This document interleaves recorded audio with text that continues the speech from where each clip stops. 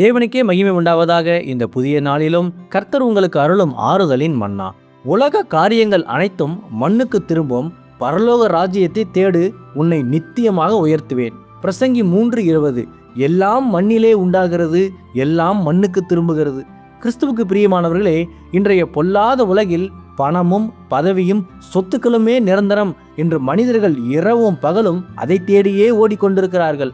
ஆனால் வேதம் சொல்லுகிறது எல்லாம் மண்ணிலே உண்டாகி மண்ணுக்கே திரும்புகிறது என்று. எனவே அழியும் உலகத்தின் பெருமைகளை கண்டு ஒருபோதும் மயங்காதீர்கள். இவ்வுலக ஆடம்பரமான வாழ்க்கையோ பணம் கொட்டும் உயர் பதவியோ எதுவும் உங்களை நித்திய வாழ்க்கைக்கு உதவாது. எல்லாம் தற்காலிகமானவையே.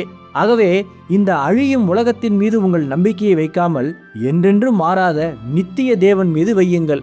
உலக ஆஸ்திகள் அனைத்தும் வீண். ஆனால் சர்வ வல்லமையுள்ள தேவன் உங்களுக்கு தரும் ஆசீர்வாதங்கள் என்றென்றும் நித்தியமானவை. உங்கள் கவலைகள், வியாதிகள் மற்றும் கடன் பாரங்களை இன்றே கர்த்தருடைய பாதத்தில் இறக்கி வைத்து விடுங்கள். அவர் உங்கள் கண்ணீரை துடைத்து மகத்தான விடுதலையை தருவார். இந்த அழிய போகும் உலகத்தில் அல்ல, பரலோகத்தில் உங்கள் பொக்கிஷங்களை சேர்த்து வையுங்கள். உலகத்தின் சோர்வை உதறி தள்ளிவிட்டு நித்திய ஜீவனை நோக்கி தைரியமாக முன்னேறுங்கள். பரிசுத்த ஆவியானவர் உங்களை பலப்படுத்துவார்.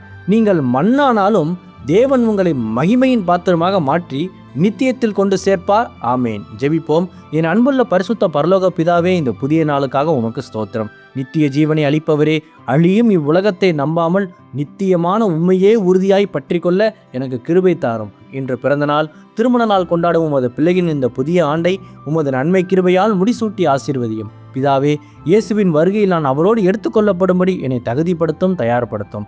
இயேசுவின் நாமத்தில் ஜெபிக்கிறேன் எங்கள் நல்ல பிதாவே. ஆமேன். மாரநாதா.